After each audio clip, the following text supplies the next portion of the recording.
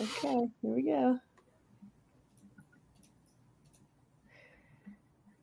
Hello, everybody. Thanks for jumping in. We are just going to give ourselves about 1 minute here for folks to join. And since we only have about 30 minutes today, we are going to jump in fairly quickly. So we'll just give 1 minute and then we'll get started. While we're waiting, feel free to drop in the chat where you're joining from, the company you're joining from, your role. Love to see where people are at and what type of work they do.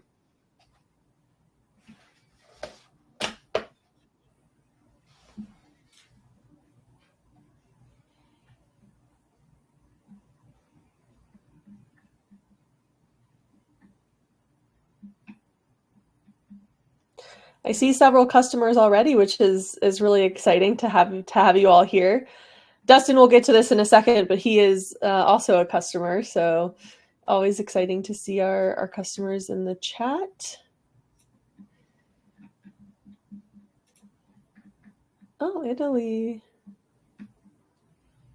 Hi, Sarah. Me and Sarah in the chat work together at Google, so it's good to see familiar faces as well. We're going to go ahead and get started just because we have a good bit to go over today. So we'll do some intros. We'll go through a little bit about why candidate experience is important, what is candidate experience, some things that Dustin, our guest, has done to really amplify those candidate experiences, and then we will leave some time for Q&A if we have time, but if any questions come up, feel free to pop them in the chat. I will start by introducing myself. I'm Shannon Ogborn. I do community and recruiting advisory here at Ashby. I like to call myself a recovering recruiter because I did recruiting for many years before I moved into this role. And we are here today with Dustin from Zello. Dustin, do you want to introduce yourself? Yeah. Hi, I'm Dustin from Zello. Zello is a smaller startup, or I like to call us a scale up. We've actually been around 12 years, so we've kind of moved beyond the startup phase of the company. But yeah, I've been in recruiting for almost 15 years, have led recruiting teams at Bizarre Voice, Retail Me Not, Disco, Canva. So yeah, super happy to be here.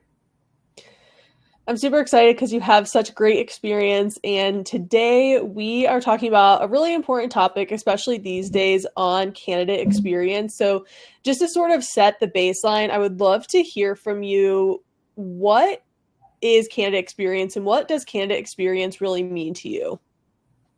Yeah, I mean, it's pretty simple, right? It's how you treat people directly and indirectly throughout their candidate journey. It's how a candidate feels about your brand, about your people. And, a great candidate experience will have people talking positively about you, regardless of the outcome of their recruitment process. So I will say, candidate experience is influenced by doing 1,000 small things right. You're not going to get everything right, but, there are little things that you can do while candidates are either actively or passively engaged with you and your brand. One thing that we talked about, Shannon, was, a few years ago, like there was a lot of this talk about it's a candidate's market or it's an employer's market. Your mindset always has to be, it's always a candidate's market, right? So, candidates talk. We're more well connected today than we have been at any point in history. So you always have to remember it's always a candidate's market. Yes. I love what you had said to me when we were preparing for this webinar, which was, if you're hiring, you're in a candidate's market. It's so important to remember this regardless of the economic environment, regardless of your employer brand, because you really can't rest on your laurels when it comes to candidate experience.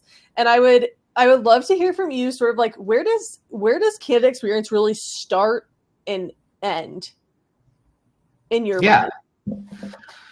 Yeah, I thought about this after we chatted last time, and a lot of people think that the candidate experience starts with first contact or the first time they read a candidate reads the about us in the job description.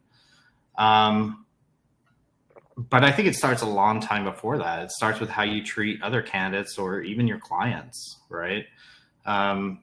Because we're all plugged into communities, and you never know where a candidate might hear about your company or hear about your company's reputation. So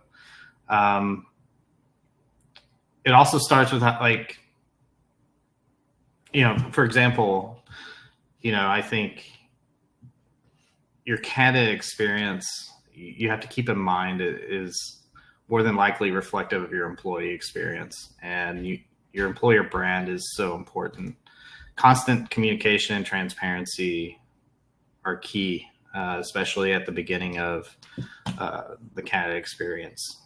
For example, I had somebody contact me last week about a role that I'm hiring, and we chatted, and one of the questions I asked him is, I asked him very directly, what are you looking for in this position? And he said, I love being a people leader, but I'm not close to the code, and I don't want to be close to the code. And I told him, hey, like, that's great. I don't think that, because we're so small and we wear so many hats at Zello, that's probably not going to be, this role is probably not going to work for you. And, he thanked me for the transparency, and he actually gave me a couple of referrals of people that, were engineering managers that were also close to the code. So, it doesn't always start with, first contact. It starts with how you treat other people. So 100% agree. And we're kind of getting into like a little bit of the importance of candidate experience. Can you walk me through, just to sort of set the stage, is like why is this so important? One of them, you were talking about employee experience, like, and I had thought, yeah, like this impact of onboarding experience. If you had a really bad interviewing process, you're just not really gonna, and you're still excited about the job, or in this market, a lot of folks are accepting jobs because of how tough the market is. And so that impacts how people feel going into that experience. So what other things are really sort of the cornerstone of the importance of candidate experience? yeah, when I think about candidate experience, I mean, does it ever really end, right? To your point, your candidate experience directly affects the employee experience and influences what people will tell others about your company. Also, like, it's good to keep in mind that your employees are also watching how you treat candidates, right? And they talk about that within their network, and that influences referrals, and everything a recruiting team does can internally and externally affect candidate experience in your employer brand. So it's really important to keep that in mind. 100%. And it's one of those things where it's not that you should do good, have candidate experience for this reason, but I think that we've all seen what happens on social media when someone has a bad experience, and maybe it Oh, was yeah. just a really bad day for that recruiter, or a really bad, you don't really know the inner workings of what's going on.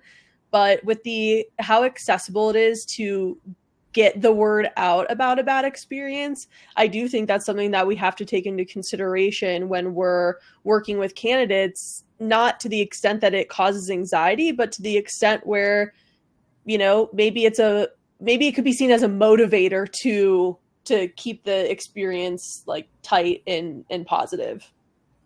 Yeah, it's much harder to get folks to talk about positive experience, but it's very easy to get them to talk about a negative experience, right? Yep, 100%. Unfortunately. Well, I would love to talk a little bit about things that you have done. I mean, you've been in this work for quite a bit of time, and you have really great insights here. And we'll get to the metrics piece in a little bit, but I would love to hear more about what you have done over the last, couple of years, maybe even that has led to enhanced candidate experience. Yeah, I mean, throughout my career with my teams, I've always had a no ghosting policy. You know, especially with the way a lot of ATSs such as Ashby are set up. There's plenty of automation, plenty of ways to share feedback at specific steps in the process, or when candidates ask. So yeah, even applicants should get some type of response when they're no longer being considered. So I think implementing a no ghosting policy is really important. I think another thing that we've implemented is doing the pre-work, right? Launching a role should take time. I mean, it's a huge project. You're making a hundreds of $1,000s decision based on it. So you always have to do the pre-work. You have to make sure that you're asking the right questions to evaluate the right things, and that you have alignment both up and across. So up to the executive level, and then across to the interview team and all the other stakeholders that may be affected by this hire. I Yeah.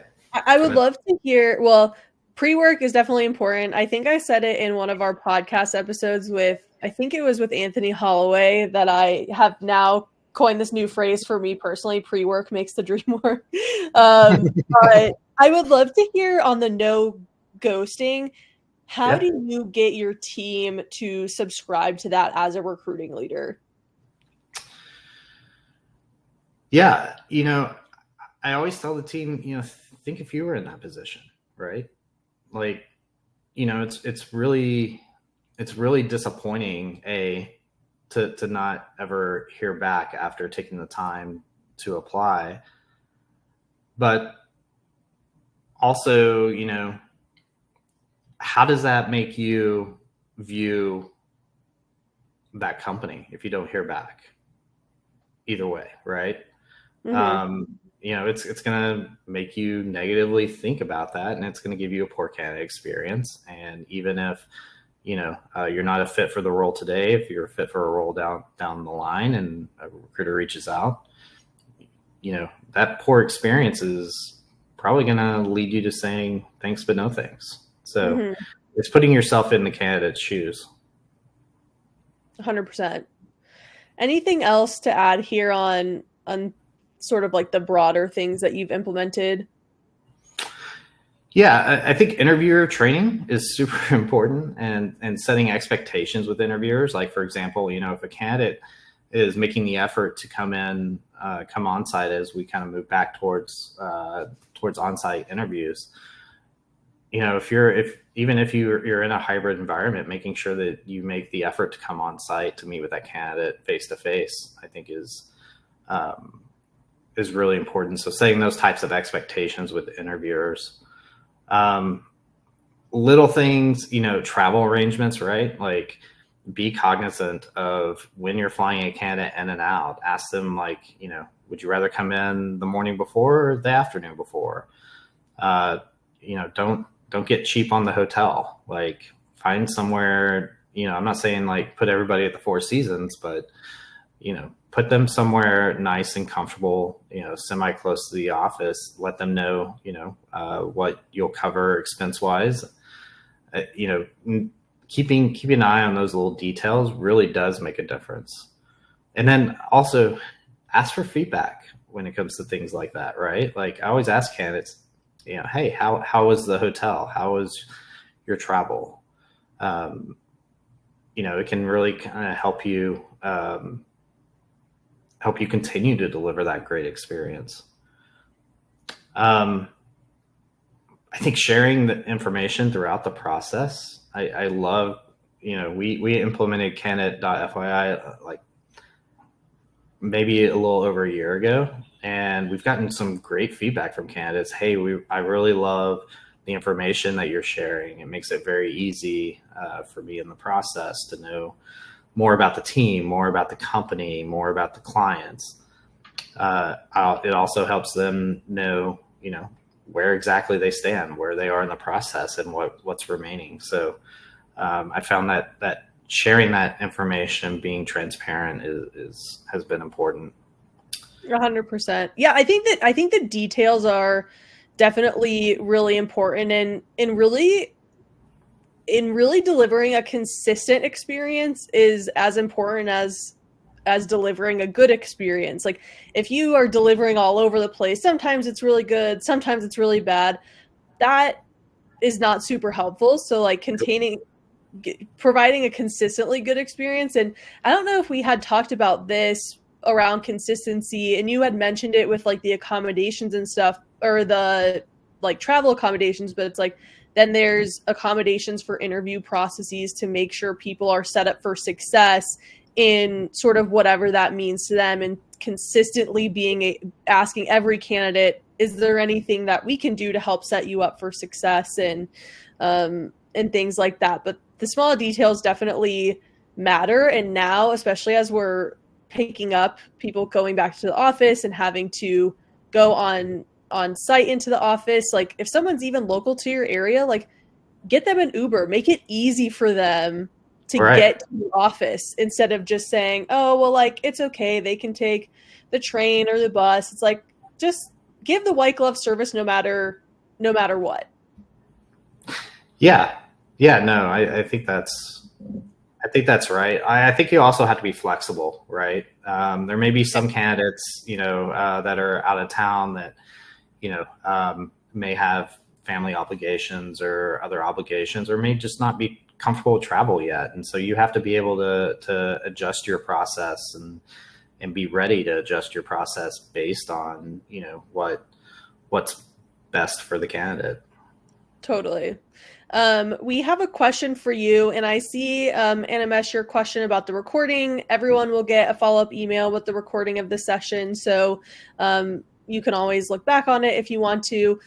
Dustin, we have a question from Keenan. How do you obtain constructive feedback from candidates, as it seems candidates would provide positive feedback only in regards to travel and arrangements, especially if they're like still in process? Sure. Yeah, and it's funny. I was just chatting with a CEO of another company earlier today about this. I think it's all about, as recruiters, setting the expectation up front of how you're going to use their feedback. I always like to tell candidates, hey, like you're going to get a feedback survey after this and that at each step of the process as you advance. We use Candidate FYI to do these kind of pulse surveys throughout. Mm-hmm. And I assure them, like, we send those out because we know we're not perfect. We want to do better. And so the more honest that they can be in that feedback, the better. And also, I'm the one that reads it, right? I'm the one that, and I'm going to protect their confidentiality and all that as much as possible. But, we want to make sure that throughout the process that, our interviewers are well prepared and give a good candidate experience. So I think it's just setting those expectations up front with the candidate and letting them know how you're going to use their data. 100%. I see that there's some more questions, so we will jump to the metrics piece, and then we can get to some of the questions, burning questions here. Sure. So one of the big things that we talked about is how do you evaluate candidate experience outside of CNPS? We know that CNPS is just kind of like the traditional way to look at things, and you just mentioned the pulse surveys, but I'd be curious, especially because you have a background of sort of like a little bit of recruiting operations, like analytics focused. Mm-hmm. I would love to hear on things that you've implemented or are looking at that are sort of outside of the traditional CNPS tells us everything we need to know about about candidate experience? Yeah, well, first off, let me just back up. You have to set up your ATS correctly, and Yep. you have to have good data hygiene. You have to have good, I don't know, I guess you call it process hygiene. That sounds weird, but um, you know, and you have to also regularly review your data and pull insights from it and share those. If you're not, if you're not doing those three things, then you're not going to be able to, your data is not going to really tell you the true story, Yep. and that's ultimately what you want is what's the story of our candidate experience and where can we be better. So I think one thing is you got to set up your ATS correctly. One thing I've really enjoyed since we've been on Ashby is a lot of the automation. It prevents kind of that human error of skipping or leaving a candidate in the stage without an action. So yeah, set up your ATS correctly. But when it comes to like the data itself, I tend to look really closely at drop-off rates. So where are candidates dropping off out of the process? Are we rejecting them or are they rejecting us? And if they're rejecting us, is it, how long were those candidates in process? So time and stage, right? So identifying where are my bottlenecks? Are we having a hard time making a decision or are we having a hard time communicating a decision, right? If we're having a hard time making a decision, let's go back to the hiring manager and make sure that, during the interview that we're evaluating the right things. If we're having a hard time communicating a decision, why is that? So using drop-off rates and then connecting that to time and stage can sometimes provide those insights. Also offer acceptance rates, right? Like, Ashby came out with a great report this week that gives us some benchmarks that we're watching closely. Luckily, at Zello, we're above that benchmark. But if we start, dipping down or below that benchmark, we're gonna have to look at, okay, what is it in our interview process and in our candidate experience that could be affecting that. Yep. Yeah, and I think the biggest thing that you had mentioned that we already kind of that in here that we already touched on was data only tells you so much of the story. It kind of tells you where to start looking, but it doesn't tell you what exactly is happening. So there's a lot of diligence that happens after that. And I appreciate you mentioning the offer acceptance rate trends report. We'll send that out with resources and everything so people can get those benchmarks. But I think one of the biggest things I've learned with recruiting is like you can really never rest on your laurels. Like even when I was working at a huge company with an amazing employer brand, like we had candidates that just ripped the process. And it's like, ultimately, maybe they will end up accepting an offer, but they won't feel excited about it. They will feel like scared to start. They'll have anxieties about like, was this the right choice? And maybe that's not exactly apparent in the metrics, but it also is really important to consider like this is a human to human function, and Right. we need to act like it. Yeah, and don't ever be afraid to go ask candidates. If you see, let's say you see 3 candidates drop out because they received another offer.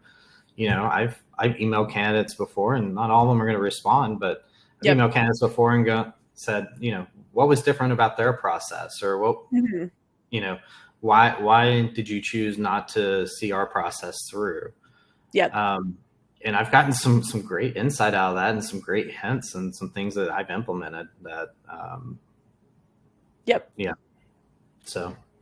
Yeah, we actually had this really interesting trends report come out about CNPS, and there was some counterintuitive insights about people who fill out CNPS surveys that are anonymous versus not anonymous. And I was really surprised to see that people were very inclined to fill out surveys that weren't anonymous. That to Yeah. me was like super counterintuitive, but I guess intuitive in that people could say, okay, if this is associated with me, maybe someone will feel more inclined to do something about it.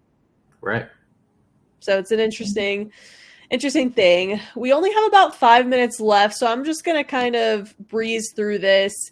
We talked a little bit about some of these things, sort of application process, interview process, and what is included in the candidate life cycle.